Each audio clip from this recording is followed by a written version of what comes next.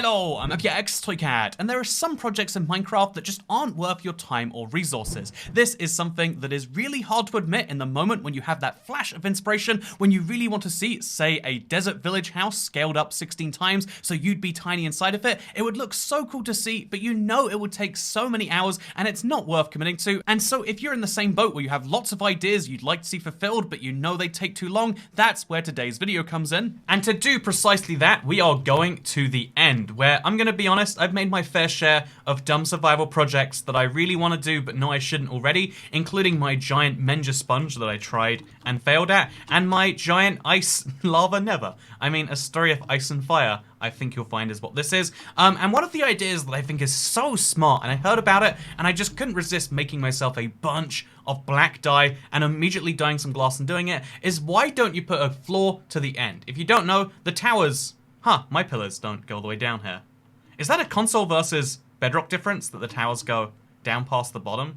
I never realized that till just now. But basically, you'll notice these towers always cut off at a certain point, and that certain point is the bottom of the world. They physically cannot place any blocks below here. I'm right-clicking as hard as I can, and so this means that one of the problems is if you're flying around in Minecraft, like I am right now, you're eventually going to hit this bottom and you're going to fall below it, and then you die because you can't get above. It's a big problem because, again, the bottom of the world is not very clear in the end, like it is in the overworld and the nether, and so one of the best ideas I ever heard was why not make it clear? Why not cover this entire area in some glass, just like this, and that way you'd always know where the bottom of your world is.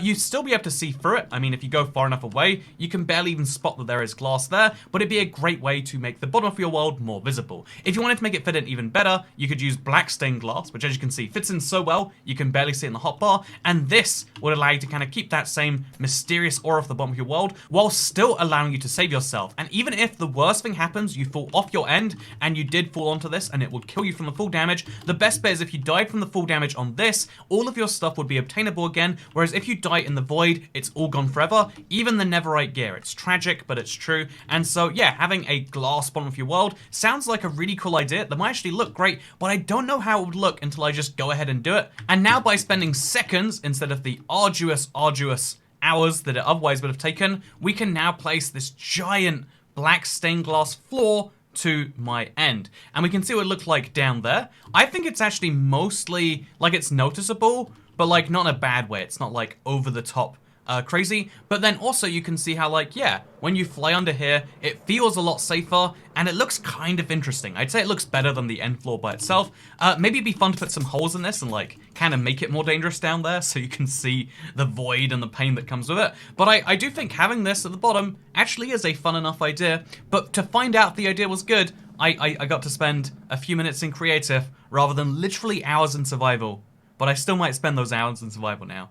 You know, this is one of those few good ideas you maybe should build in survival if you have a bunch of glass anyway, and you don't mind, you know, a bunch of wither roses or squid killing, I guess. But if you do mind those things, maybe instead what you prefer is another idea that I can't get out of my head, which is the idea of a reverse end.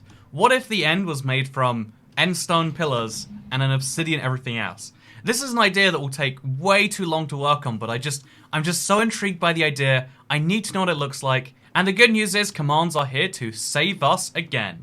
Also, as to why I have two ends, I'm sure someone's going to ask. You know, it's a long story to do of the Toycat creative world being made from lots of different creative worlds, two of which already had their own ends, and we just figured why not keep both ends? So now I've got this lovely dual end creative. You can do whatever you want in creative. It's delightful. So my plan for doing this, because you can't just replace the obsidian with endstone, otherwise when you replace the endstone with obsidian, you'll just have an all obsidian end, is I'm going to replace the obsidian tiles with something else first, in this case stained glass. And already this is such an intriguing idea. Isn't there just something so incredibly strange about seeing these towers being made from glass instead? I actually kind of like that. I might have to take this accidental stopgap measure and make it a permanent one.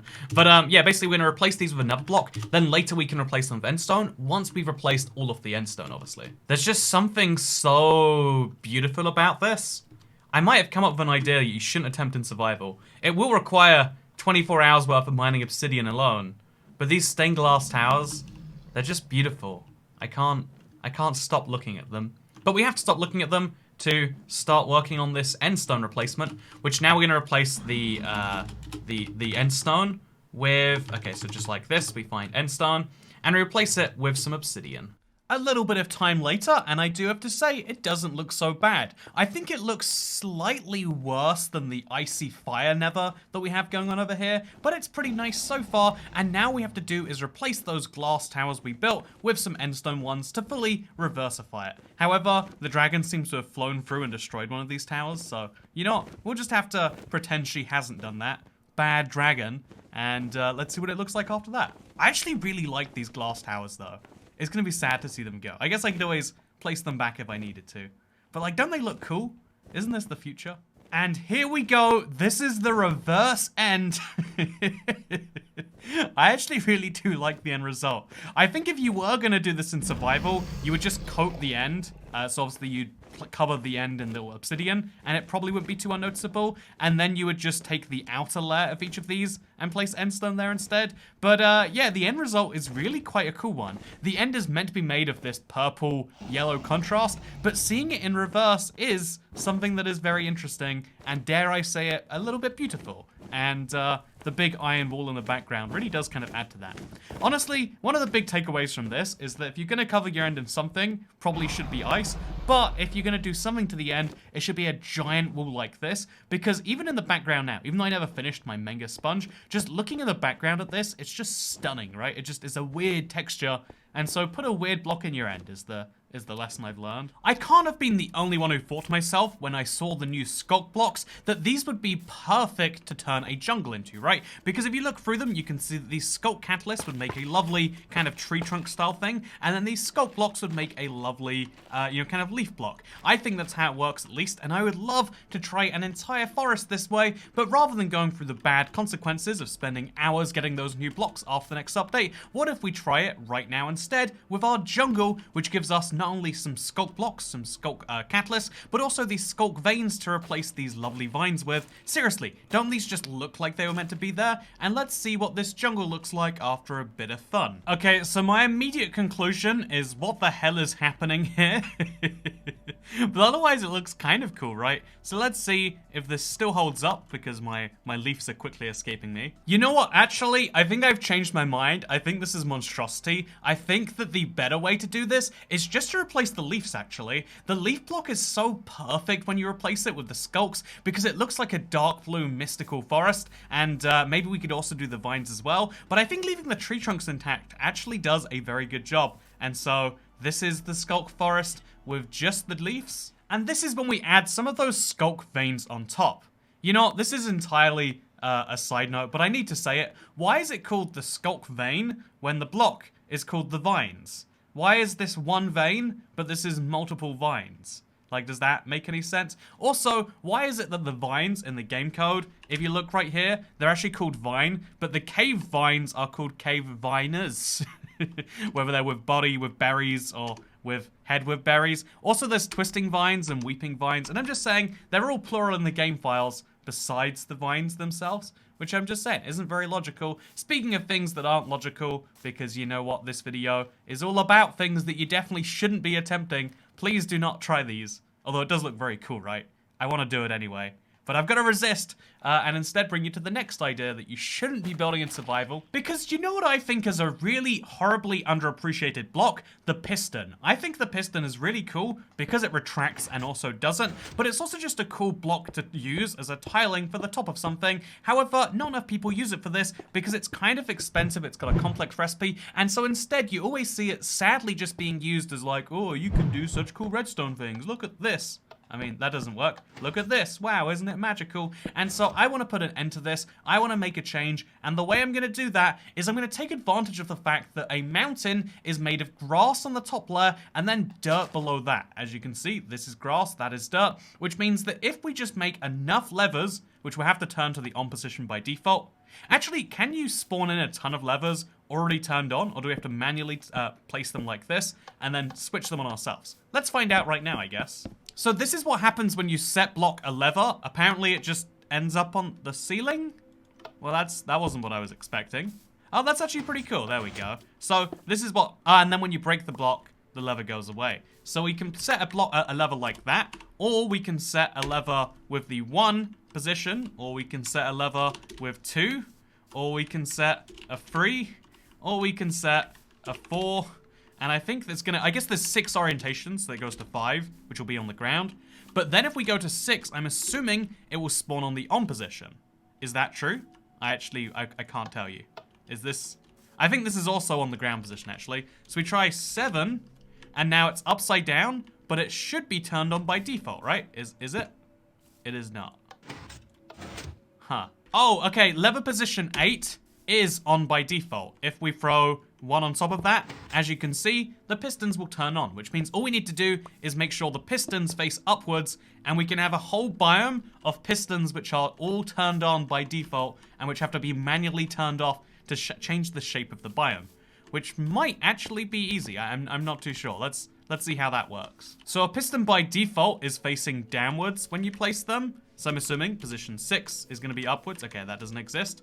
Position 5 is going to be sideways. Is position 1 going to be upwards? There we go. So we have placed a ton of sticky pistons with the 1 data value and a ton of levers with the 8 data value. You know, this is complex. I just want to make a piston biome. But now, by doing a little bit of creative magic, and by that I mean the commands you just saw me testing, we should now be able to make our dream piston mountain. Okay, so this isn't going to plan at all. Instead, I seem to have made myself something out of a horror manual. What? Why are some of them broken and some of them not, is my real question here. But as you can see, I've got a ton of redstone signals being powered on here, which means that when I replace the grass, it should magically all be turned on too.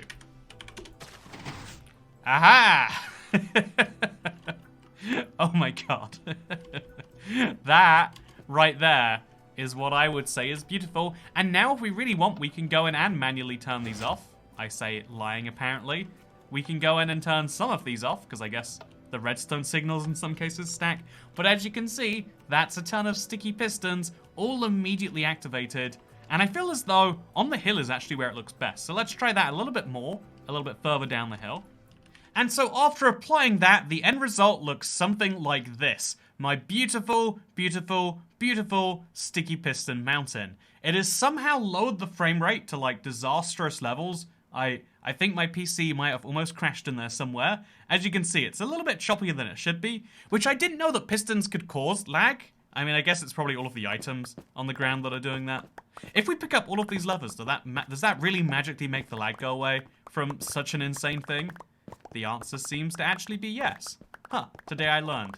Did you know, here's a weird fact about creative. Even if your inventory is full, like mine definitely is, you will still be able to pick up items. They'll just be immediately deleted as you pick them up. Because, I guess, for this very situation, they need to have a way for you to deal with the items. And so just like that, Piston Mountain is now ready for me to get out of, I think. So now that the frame rate issues are very slightly better, how do I judge Piston Mountain? Honestly, it's a pretty big success. I feel as though when you look at this from a top-down angle, it looks so visually interesting. You know, the texture for the piston top is just so much more, interesting than all of the other ones that I'm used to. And the piston arm makes it just look like this cool mechanical thing in a place where there shouldn't be mechanical things because it's a mountain. And so I do feel as though playing around with this probably would yield some very interesting results. However, should we be doing that? Maybe not. Also, I love the fact that it's a different color depending on whether you look from underneath. It's a very brown mountain, whereas when you look from atop, it's very green. So textures like this allow you to do very interesting things, and that is why Piston Mountain is a beautiful thing that I probably won't make in survival. Although sticky pistons are a good use of slime balls, and you know what else are you gonna do with your cobblestone and your redstone and your wood? Probably not much else. So build 1,000,000 pistons and cover a mountain in them is my recommendation. Or maybe it's a bad recommendation. You know what else is a bad recommendation? So I was playing the new 3D Kirby game recently, and to show off how the various moves work in-game, they show Kirby moving on this weird kind of blue and white background that's meant to represent either transparency or just kind of nothingness, but there's something really interesting about that background because it is very much blocky, and I tried to make it in a 2x2 pattern, and it looks pretty good with this light blue and this white concrete, and as we expand it a little bit more, you can see, oh, actually, this looks really fun. But how fun would it look if we took it on a much wider scale? I don't want to try this in survival and realize it was a dumb idea, so here I am in creative, in a form that, by the way, there's no easy way to do a checkerboard pattern in base survival. As best I can tell, you really do just have to manually add all of the blocks. The only thing I can do to help myself is to place a ton of concrete. Except the thing about concrete is it's not individually named in the game files. We have to work out the data value that's going to correspond to what we want. So it's not data value 8, is it? You know, let's go with 15. It's got a bit, no, 15 is black. So maybe 14 is white? No, 14 is red. We're just going to work our way through the entire rainbow until we get blue or white, which might actually be a while. No, brown. You know, you'd figure going through so many attempts, we'd get there eventually. But you would definitely be figuring wrong. I can't work this out at all. Okay, there we go. That's light blue, right? No, that's not light blue. It actually might look better than light blue if we mix this in there, though, right? Oh, yeah, cyan. Cyan's what I'm talking about. What do you reckon, Internet? Blue and white? Or cyan and blue? I can't hear your responses because this is a video. I think blue and white looks a tiny bit nicer. So we're going to keep on trying. So apparently it's concrete value 3. But either way, we now have this huge cyan stretch right here. We probably need to build some walls or something too. And we're going to take every other block and place it white. Again, to the best of my knowledge, the only way to do this... Actually, we should place this a block lower down so it connects better. And then obviously replace all of this with some air. And oh, we've made some sand fall on it. But as you can see, we now have this huge, huge, huge slab that we just have to manually take every other block and make white. I really don't think there's an easier way to do this. I wish there was, though. Now might be an interesting time to talk about, like, the few things that I think Controller is just objectively better at. Because something like this, where we're just moving along to the side, literally doing robotic movements, is something that is perfect for a control stick. Because I've just switched right there, you might have noticed. Look how much easier it is. There's no camera shake, because I can literally just ignore the right... Because the mouse being attached to the right and left click is a bit of a weird thing when you really think about it. And so instead, I can just manually move along here, and as long as I get the timing right, which I cannot, we'll be done in only a few very long minutes. Oh wow, this really does actually look pretty cool. We're only a few minutes in, but the progress is looking promising. And what we're also going to do is we're going to build one wall over here of the exact same thing. We'll have just a blue and a white going all the way up, which we can help ourselves out by... Actually, honestly, it's not that much more effort to just build this thing from scratch. This might be one of those few projects where there's no easier way to build it in Creative than Survival without using some form of, like, world editor tools or whatever. No, actually, yeah, I'd say it's a little bit faster to build your wall first and then just place the blocks on top of it. But not by much, right? And the end effect is really fun. Look, I'm curvy now. There is something just the tiniest bit fulfilling about this process, by the way, as long as it may be. And so now we have the lovely checkerboard pattern, which allows me to show you how to do various moves of mine. So my first move that I'm most famous for is being British. I can make the world a slightly more British place just by existing in it. My second move is the ability to drink weird beverages from non-standard containers, as I am of course known to do. And then my third move is the ability to tell people to hit the bell and to really hurt your ears when you don't do so. So, yeah, just remember, drink your milk while you hit the bell. And this was a terrible idea that I actually do like as a little random aside. I think this is why creative building is important. To try an idea like this and realize, where would this have gone in a survival world? As much as I like it, where would it have gone? Also, I think the pattern doesn't work correctly. Might have messed up there. Let's pretend we didn't, though, and move on to the next thing. By the way, while experimenting with other ways to try and make a checkerboard pattern, I think I accidentally made the Greek flag, so maybe I need to revoke that British ability just a little bit. Looks kind of interesting in its own right, though. Just a lot less interesting than the checkerboard. Checkerboard solves all problems. So in my world, I only have one village left, which looks exactly how it's meant to. Obviously, I guess I could spawn some more in because this is creative. I mean, you can do whatever you want. However, despite that fact, I've always felt as though this village is lacking something. And you know what villagers clearly love? Pumpkins. I mean, not only do they spawn all over the place when it's a spruce village, but every single village is made on the basis of combining iron and pumpkin together. And so you know what we need to do? We need to do precisely what the villagers have probably always wanted and replace their houses with pumpkins. And just immediately, you can see why this isn't a good idea, but you can also see why it'd be so fun. I feel as though in Minecraft we have quite a few materials which are just abundant and which you don't get to use too much for. Like, what are you using pumpkins for past a certain point? But it's so fun to farm those things, and that's why it'd be so fun to, say, convert one of these lovely villager houses into maybe something that looks like this instead. I just feel as though having a village which is mostly filled with farmers, which is made out of farmed goods, it's just such a high quality the idea.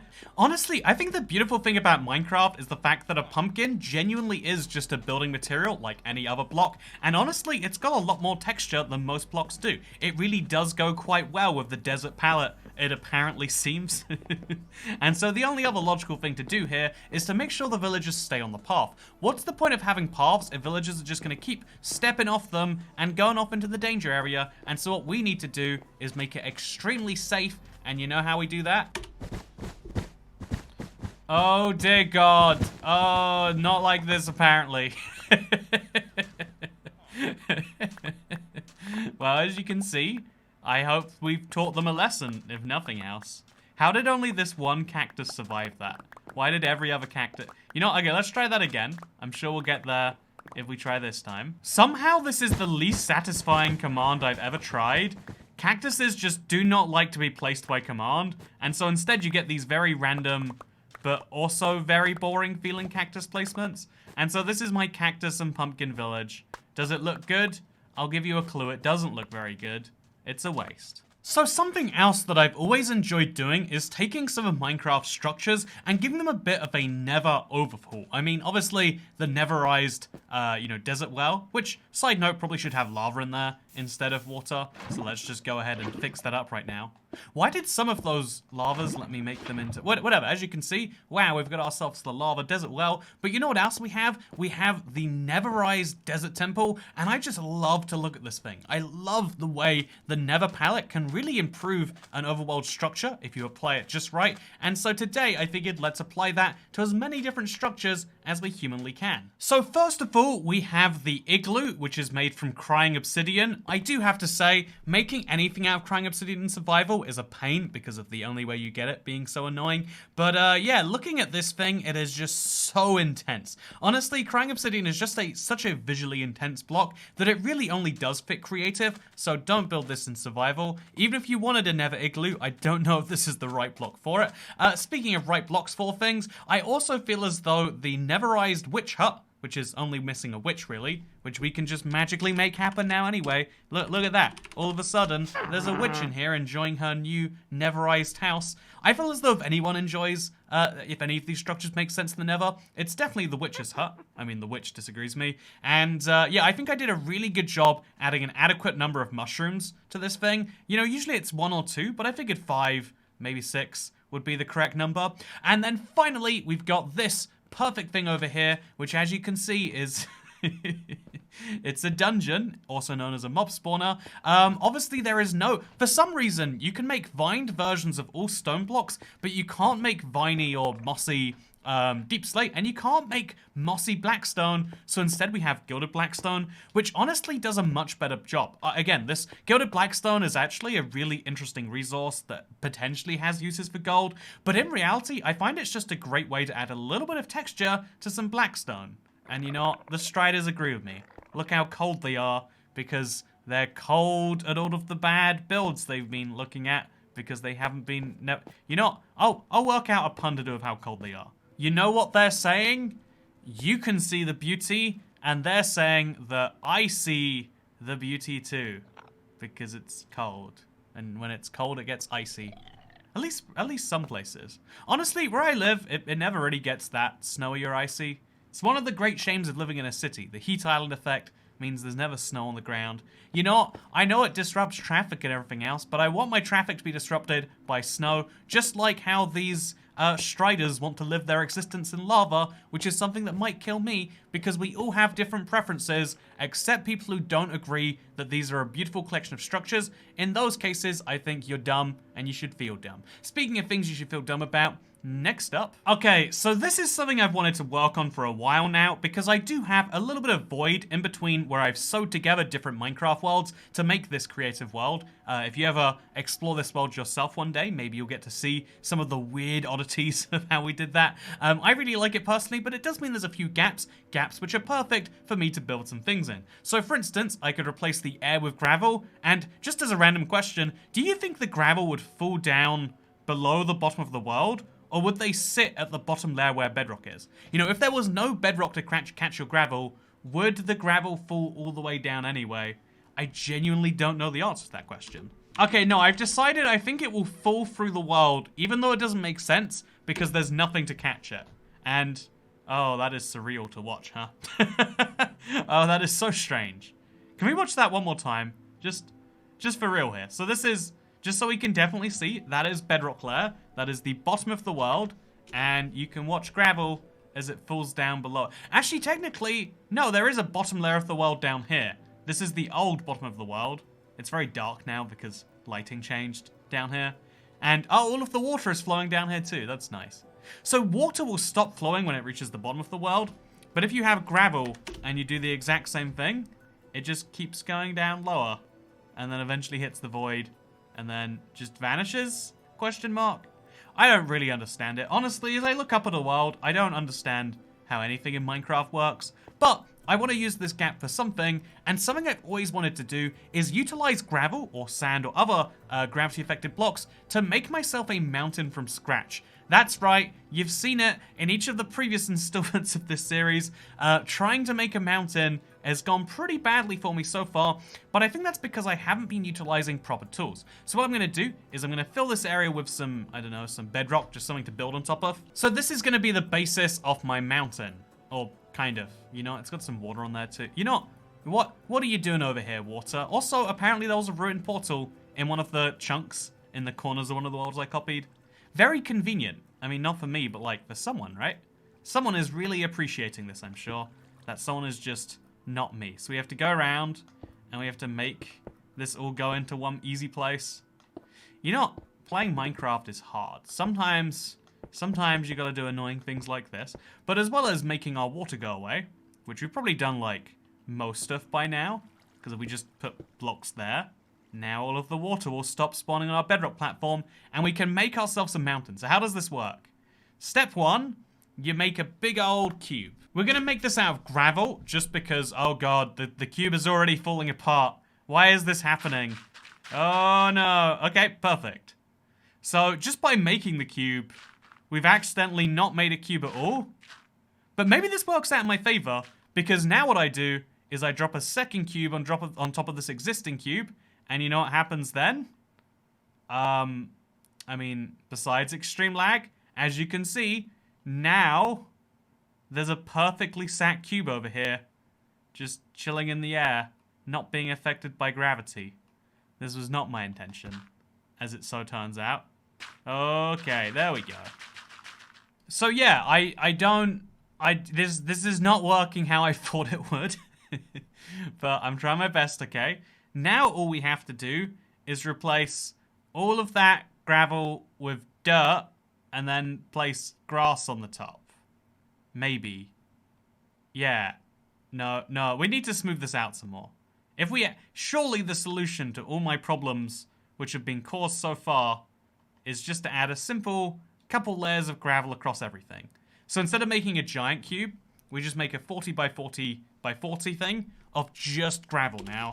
And then what will happen, if I'm correct, is the gravel will just kind of round everything out. It'll mean there's some more at the base, some more on the top, some more everywhere else. As you can see, it makes a absolutely delightful thing. We'll do this a few times. Oh no, wait, here's the genius idea. Now I can add sand to the top of this, and that sand can be my grass, right? Okay, here we go. This is my plan in action. The sand is going to allow me to see where it's all landing the most and where it's not, apparently in very uneven places. And now the end result of this, okay, I'll do one more from the corner here because there's a few places that should have sand that don't have sand on them right now. Now that we've got sand on the top, we can replace the sand with grass, and we can replace the gravel with stone, and no one will even know that this wasn't ever a mountain, I imagine, maybe, potentially. Just trust me on this one, right? Oh my god, I think it actually just about worked, right? I mean, obviously you could do some manual trimming on this, and this is not how the top of any mountain really looks. But this looks like some natural terrain. Ignore the sand, which apparently didn't get hit by the filters. And you can see that we've accidentally made ourselves a mountain. But, you know, what's the point of making a mountain this size? We need to do it on a grander scale, is not what I believe. I think this is actually quite terrible. I think the way you could really improve this is by making sure it's a circle rather than a square. So, again, maybe placing a few squares in a small radius off each other can do that quite cleverly. But for now, not too bad, right? Actually, wait, that's not a bad idea. Wait, hear me out here again, internet. If we just place like a big circle, like a really, really big circle, then we should be able to make a circular mountain on top of it. Or you know, why don't we just place gravel on top of an existing sand mountain, and then see if we can make a mega mountain that way? Yeah, that's my new idea. The sand will become the stone in this imaginary scenario, and the grass will become the dirt. If you want to convert your world and build a brand new mountain from scratch, all you gotta do is this. Oh no. Okay, yeah, no, that's fine. Everything's working great right now. And then immediately afterwards, replace it with grass. This is gonna take us a few little replace commands. But as you can see, all of a sudden, we've just added a ton of life to this place without removing any of the existing blocks. And although I might have made some of those gravel in the air that shouldn't have fallen down yet into, like, I don't know, a flying fortress looking thing, as you can see, it's a really good idea, because now we've got this natural looking mountain that also, which again, the problem that most people have with natural looking mountains you make artificially is they won't have the stone areas to them like you're meant to have, except wait a minute, we've got all this sand, which we can now do the exact right thing with. Have I accidentally made a real tip here for you? I think I have. This is meant to be things you shouldn't do. This is meant to be things you look at and go, oh my god, Toycat, what is inside of your brain and how do we get it out without using a spoon? But as you can see, it actually kind of works. The sandstone's a bit weird. You know, again, I would say replace the sandstone with something as weird as you like, I guess. What's the weirdest thing we can use to replace it? You know what? We made ourselves a very fossily mountain, but it does kind of work, right? The amount of bone blocks we have in here doesn't make sense, but it totally works. And yeah, the beautiful thing about this mountain is even though it looks like it's just a facade, you actually can mine into any of this. Oh, we've got bony caves as well. Okay, that is too much. That is very strange. But yeah, if you dig your way through this, you'll notice that it is actually, in places where I haven't made mistakes, it is actually, oh, okay, there's a lot of sandstone in here. But underneath this layer of, you know, like dirt at the top, you actually will be able to dig in and find stone, and then past that, you'll find bone. Maybe use a different block past the stone. Maybe use deep slate or something. But yeah, if you want to make very weird worlds, you can do it by just taking your existing terrain and throwing a layer of gravel on top of it, and then replacing that layer of gravel with something else. This is basically how the Minecraft world gen makes your stuff anyway, and it's just kind of fun to look at. So yeah, this has been the 8th of many very good ideas that you should definitely do in survival, because that's what this video is all about. Great ideas that just take a bit of time in survival that you should definitely do there anyway, even though they're faster and creative. No, for real, I know I talk a lot on my channel about how I'm a survival player through and through, but I don't think the creative mode has zero value. I just think that it's a mode that you need to, you know, be careful when using, because even though I made something really cool here, in my opinion, I mean, I guess you could argue even this is cool in someone's opinion.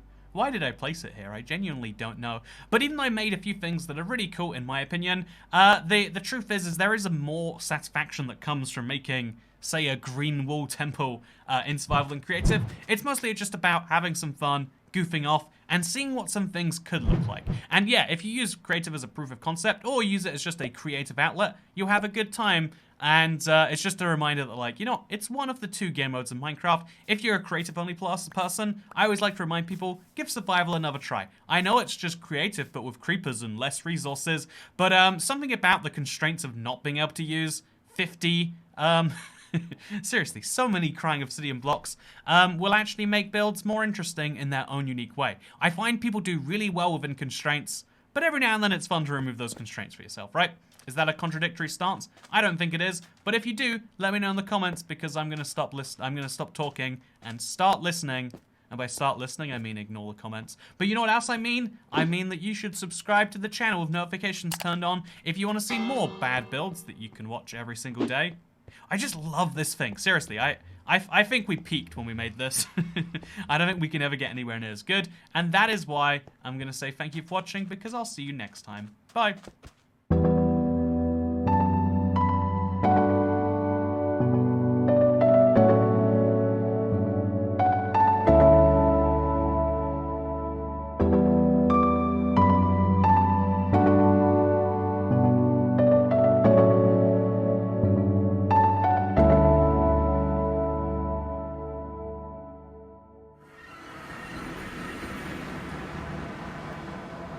It's so surreal exiting the end and then spawning into my own house. My old house at that too. Currently on the market if you'd like to buy it. Anyway, speaking... please don't try to buy my house. Speaking of things you can look to buy, let's talk next about... should I say that in a video? It's probably fine.